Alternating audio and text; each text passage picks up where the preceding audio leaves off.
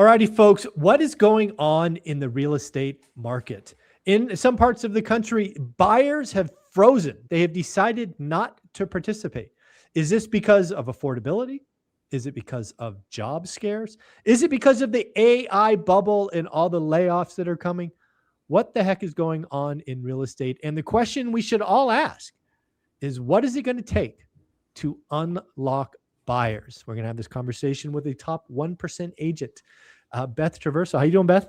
Hi, I'm doing great, Michael. Good to be here. Yes, yes. So again, it's real estate investing is one of those interesting areas, real estate in general, because in order to have a transaction, you need to have a meeting of the minds between a seller and a buyer. And if any one of those parties just refuses to participate, the market's stuck. And it seems like that might be where you are. Is that what you're seeing? That's what I've been seeing in my little area of the east side of King County, greater Seattle market. And it is one of the more affluent areas. So it's not like people can't afford. I think it's a matter of buyer confidence not being there. People feel scared. They don't make big moves like buying homes. We've seen this before when rates were up, way up, or other things happening that were making buyers nervous. And the chatter that the dialogues that's been going on between agents in my area is just that some people are chiming in saying, like, what's going on? What's wrong with my listing? Like, we priced it low. We did everything, like, it's staged. It has great photography. We came in below the comparables significantly, and still we're just not getting anything. No showings, nothing. We did a price drop, still nothing. And then other agents chiming in saying, it's not you. It's like that everywhere. I have a lot of listing inventory right now. The most listing inventory that I've had since probably 2022 when rates were skyrocketing. Right. So it's been a real wild ride I guess it's been 4 years now, but it's been Well, let me ask you this question. And again, I will freely admit that I'm probably reading too much into this. But we've talked about this in the past. You, whether you like it or not, you have a socialist mayor who really is anti, business, anti-wealth, anti-lots of this. So the one question I've always asked myself was, who the hell would want to move to Seattle? Like, if you are a rich person from the Silicon Valley or Utah or somewhere else, who the hell is going to want to move to that dumpster fire where you're under attack? So to me, again, complete outsider. And again, I might be looking for a problem that's not there. But I'm not talking about Seattle, though, is the thing. Like, we're outside Seattle where everyone goes to flee it. So Bellevue, for example. But again, I don't know that pro-business. I don't know that no homeless that you see. Yeah, but see, I don't know that the average outsider doesn't equate Seattle and Bellevue. Like, to us, it's the same thing, right? We're not local. We don't have that on the ground knowledge. All we see is the publications that Seattle is anti this, anti that. And we just dump it all together. Like, hey, why would I want to go there? I'll go to, Utah, or I'll go to, somewhere else. I just wonder if you're not getting the outsiders, like in years past, 2019, if we assume in that market, you get 100 wealthy people to move to the area. I'm just trying to use that as a baseline. I'm going to guess today you're getting 40. So you've lost 60 wealth people in that very simple example. And again, I could be wrong, but I just don't know who the hell would want to go there. But that's what I'm seeing. What do you think? Am I crazy? Partly. I'm sure that there are some people that are going to feel that way. But the truth is, there are a lot of high-paying jobs here still. Yeah, I'm not. Yeah, the locals. And the strange thing is, like we talked about before when we looked at the data, Seattle is performing better than the East Side. So I know, like, the narrative is we all want to hate on Seattle, and I would never live there again. I sold my properties in Seattle.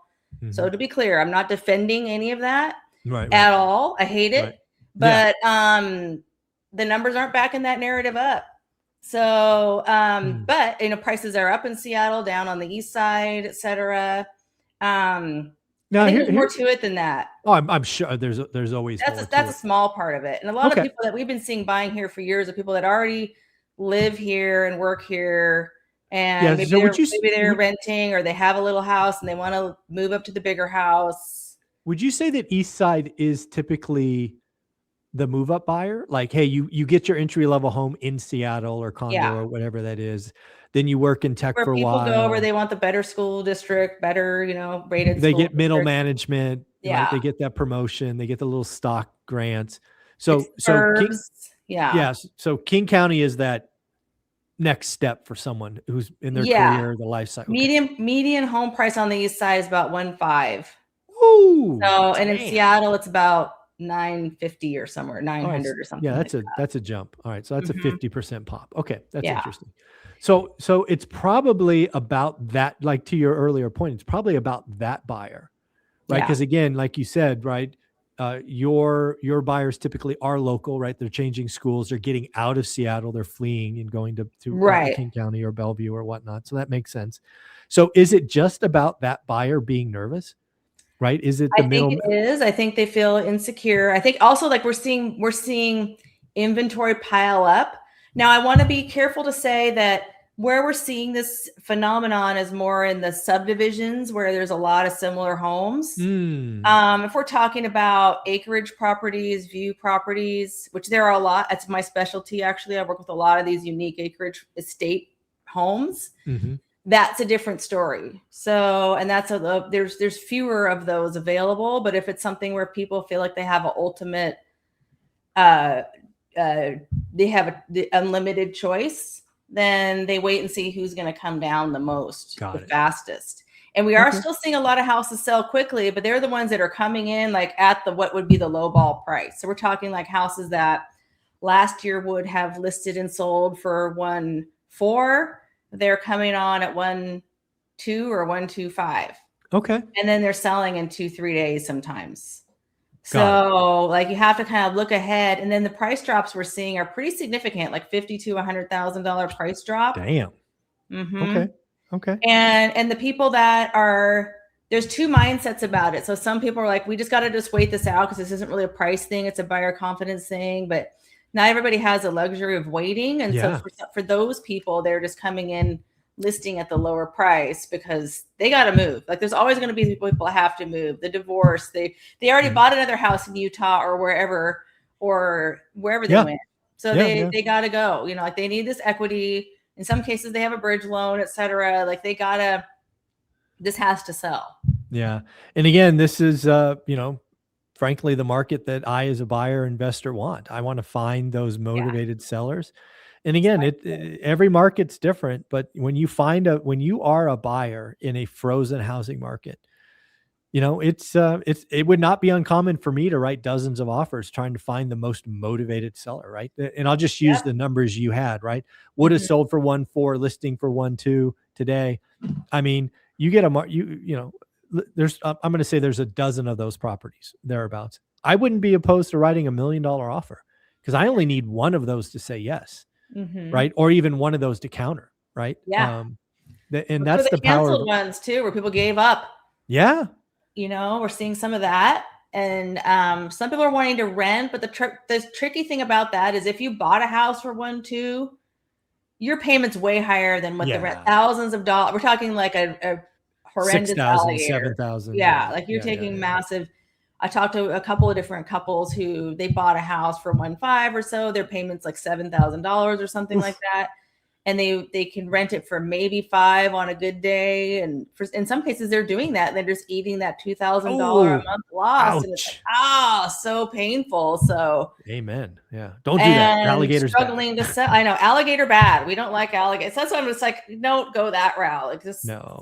Some people it's hard. Like they bought at a higher price. The people that bought recently and have to sell now, it hurts the most for them, because they put a lot of money into the house and they're gonna have to realize an actual loss, not just a paper loss. So that's challenging. But I have to say, I've been writing just yesterday, I wrote a good old disrespectful offer. Nice.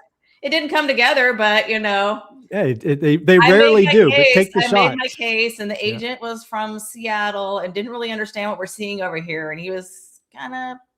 Well, you know getting what? a little bit salty about it, but I'm like, hey, this is what we're seeing over here. Follow up in 10 days. He may be And less salty. yeah, like wait and see. Like when they get antsy and they do a 100K price drop, then it might become more appealing, So it'll be interesting to see how this plays out. But definitely this buyer. And I asked for closing costs too. Ask for and an inspection contingency and all the things. Ask for everything. Ask for all everything. of it. Yeah, all of it. So buyers this is. I heard, I don't know if it was a Meet Kevin video or somebody did a video recently that was like, this is the time to buy. Maybe it was you. Did you say that? This is the market that we look for to buy. Yeah. So less competition, more supply, longer days on market. You're 3 for 3. Yeah, absolutely. You got to always remember that it never feels like it's the time to buy. Yeah. But when we look back in the rearview mirror and we look at these other times that were great buying opportunities, they didn't feel like it at the time. Exactly.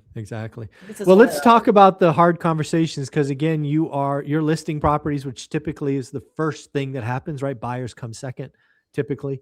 At this point, you've only got a few choices, right? You've got to meet the market, which means tough conversations and lowering price. Step 2, you could take it off and try again next year, which I'm sure some people will do. And then the third one is you can try to get creative, and you could try to, if they have the equity, you could offer some seller financing, and you have to incent more eyeballs, or decide to play, a different day. What do you think? Right. I agree. You got to get creative. And sometimes it's a lot of it's following up with people who expressed interest and saying, what would it need to look like to work for you, buyer? And see, kind of come at it from that angle. And sometimes it's a matter of sellers need to come around to the market. It takes a little time. It's not usually a fast thing, but it happens over time, or ultimately they need to move on. And what I think we'll see happen, because now we're in the summertime where our peak listing inventory is past, we start to see inventory sell. And, one by one, they're going to sell, or they're going to pull them off the market. Inventory is going to go down like it does every year with the normal seasonality. And then we'll start to see things start to shift a little bit once buyers see that some of these houses they're watching are selling, and new ones are not coming on to take its place. We typically see a little bit of a bump after Labor Day once kids are back and vacations are over, kids are back in school. We get a September, October bump. And then it just dies over the holidays, and it's like a big reset button. And then we see what's going to happen next year. And next year, the market was doing pretty good before this Iran thing happened. We were starting to get a good momentum going. Yeah. And we didn't get our spring because of that. And last year it was the tariffs. We got that announcement happened right in early April. Boom. Yep. So it'd be nice to see what a normal. Nice to have a spring market again. Yeah. But again, for buyers, guys, this is. Yeah, make your offer, shoot your shot. I just see there's no reason not to. Absolutely. Yeah. Again, real estate's always an interesting market, comes and goes. Again, what we're seeing, or what Beth is seeing in Seattle or King County, may not be what you're seeing. But hey, there will be a time in your market that you have something similar. So again, use it to your advantage. Beth, if somebody wanted to get a referral to a top 1% agent anywhere in the country, or heck, get business done in King County, how do they reach out? Right. I'm at bethtraversogroup.com. You can message me there, or if you're in school, I'm in there as well. So awesome. Thank you so much. Take care. Thank you.